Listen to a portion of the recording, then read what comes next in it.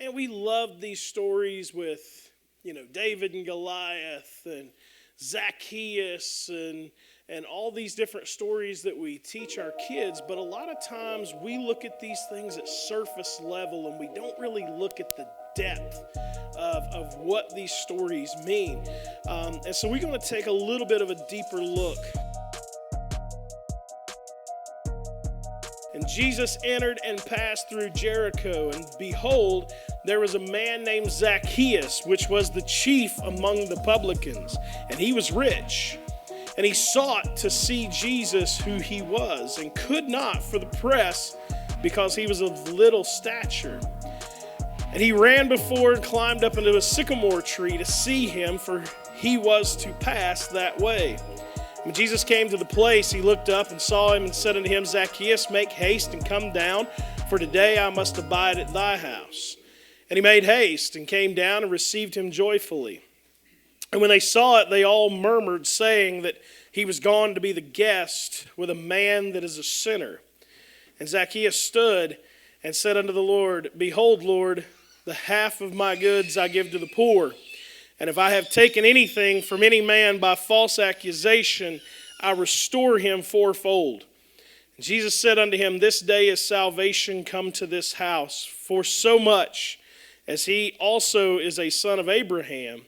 For the Son of Man is come to seek and to save that which is lost. And at this point, you would think that it would never cease to amaze.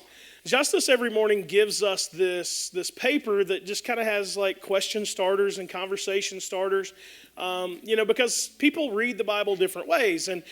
But it's amazing because one of the questions was when Jesus references the God of Abraham, Isaac, and Jacob, right? And so we're talking about this young man named Zacchaeus who was a son of Abraham, Isaac, and Jacob. And what that simply means is he was a Jew, okay? Now, we got to talk about what Zacchaeus also is here. Because in the very first couple of verses, it describes to us who Zacchaeus is. And in verse 2, it says that he was the chief among the publicans, okay? Now, I feel like we got to think about this for a minute. This does not mean that Zacchaeus was a Republican, okay? He didn't vote red all the time. A publican simply was a tax collector, okay? And so it says that he was the chief among the publicans. So that means this dude was a high-ranking official as a tax collector. Now, what does that mean as a tax collector? It's one of those things where a tax collector was like one of the worst human beings on the planet because, and notice that here at the end of verse 2 it says, and he was rich, okay? There's a couple of reasons that you see that those last three words, and he was rich. Number one, that means he was really good at his job, which means he stole from a lot of people, right? And Zacchaeus will reference that here in a minute. Because what happens is if justice is in, my district that I'm in charge of, and let's say that, we'll put it in American dollars here. Let's say that justice's taxes are like $100 a month, right? I go to justice and I say, hey, thank you for your $100. Next month, it's $150. Justice has to pay it, right? Or it's a crime against the Roman government. But here's the thing. His taxes never went up with Caesar. I'm taking the $100, giving that to Caesar because that's what Caesar requires, and then I'm taking the $50 and putting that in my pocket.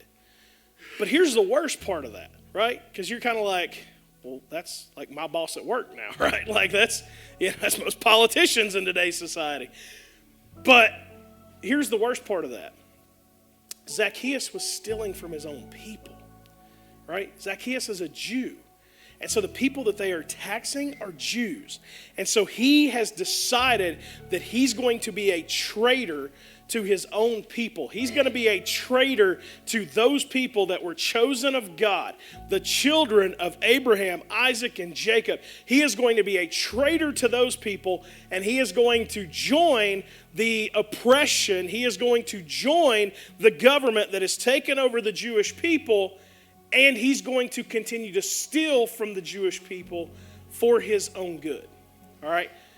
Now, another thing is, later on, we will read that it is easier for a camel to go through the eye of a needle than for a rich man to get into heaven, right?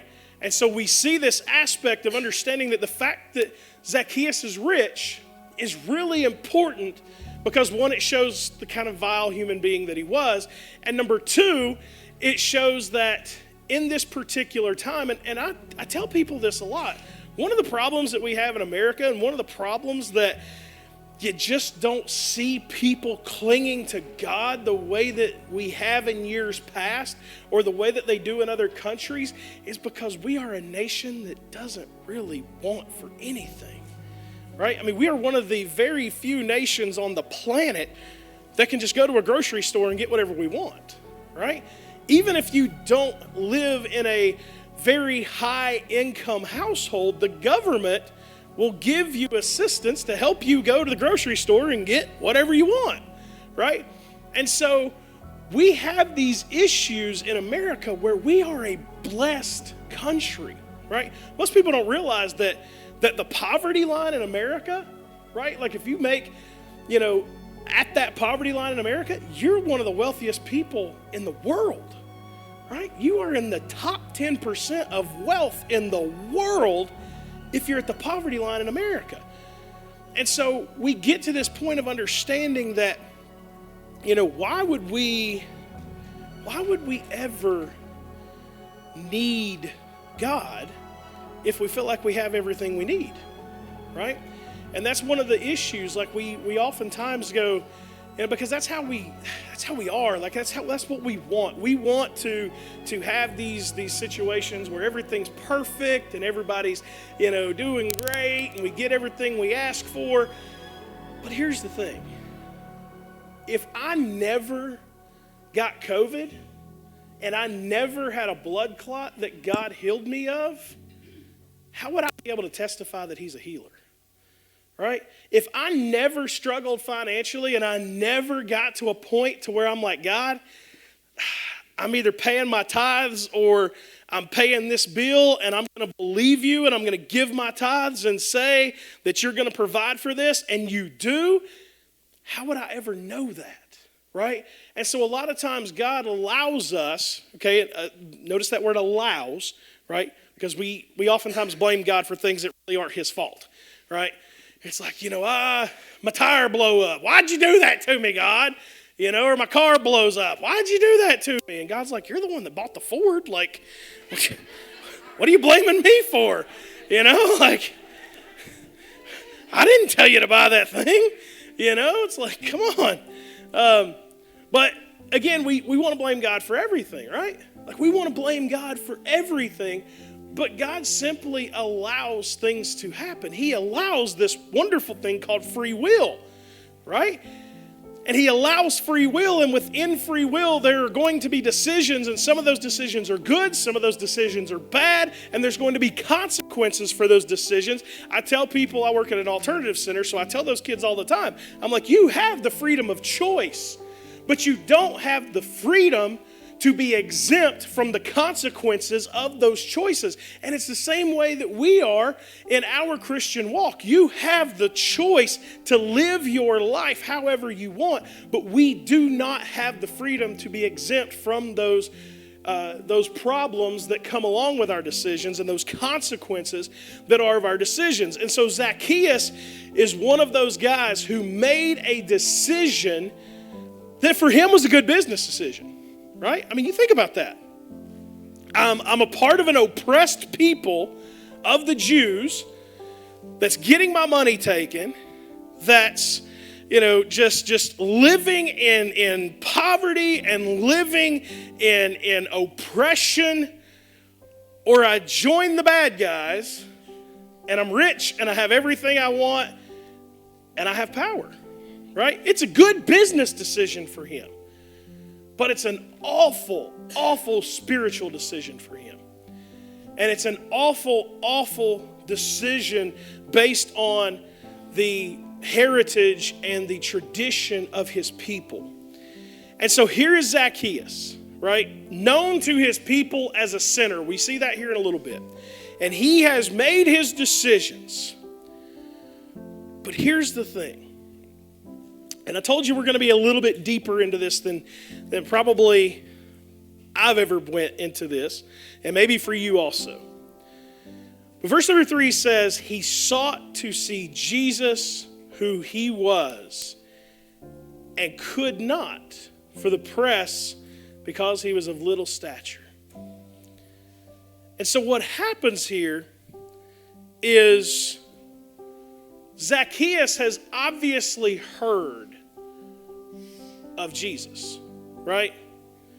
I mean, again, he's a chief publican, like he's a chief tax collector. He's like a county commissioner around here, like, don't have Josh here to pick on him, but, this guy knows the stuff. Like, he knows everything that's going on, and he's heard of this Jesus guy, right? And the only thing I could ever think of whenever I was thinking about this was like when Trump came to Johnson City. Y'all remember that? Like, I went online and I'm like, hey, president's coming. Pretty cool, thing. Let's go see this. And you go online and you reserve your tickets. And for whatever reason, the people that were in charge of this whole event didn't have the common sense to say there's only about 6,000 people you can fit in Freedom Hall. So we might want to limit the tickets. And my gosh, I'm there and I've got my tickets, and I'm thinking, hey, get there about 30 minutes before the event, I'm like, I've got my tickets and I'm in. And I get there and there's thousands of people. I mean, thousands of people that are lined up, tens of thousands of people that are lined up to go into Freedom Hall. And there's only 6,000 people that can get in there. And they've got screens up that they're putting up so people can hear him speak and all this kind of stuff. And that's just a president, right? Just a president. So imagine Jesus, if you will, who is the Son of God, who is healing people, who is doing miracles that can't be explained, and people hear that he's coming to town. Thousands of people. We read the feeding of the 5,000, right? But historians and biblical historians look at this and they say, honestly, the men were probably the only one that were being referenced in that counting. So it could have very well been like 8, 10, 15,000 people if you count women and children and everybody there. And so we're talking about thousands of people that show up every time that Jesus is coming to town. And here's little old Zacchaeus that's heard of Jesus and he wants to see Jesus. But notice what he says, and could not for the press. All right? Now, just so you know, the press is not like the press, right? It's not because Fox News was there, okay? It's not because CNN was there. The press means the crowd of people. And Zacchaeus can't get to Jesus because of all these people. Now, here's the deep part, right? How many times in your Christian walk do you feel like you just can't reach Jesus? I mean, how much you pray, how much you cry, no matter how much you read, you just can't quite seem to get there, right? And of course, this is how God works, but one of my favorite songs that Ashley sung right before preaching, Waymaker, right? Even when I don't see it, he's working. Even when I don't feel it, he's working. If you enjoyed that message, then you'll want to check out this video for more biblical truths. You can help spread the gospel by clicking the like button or even consider subscribing. Thanks for watching, and I'll see you at the next one.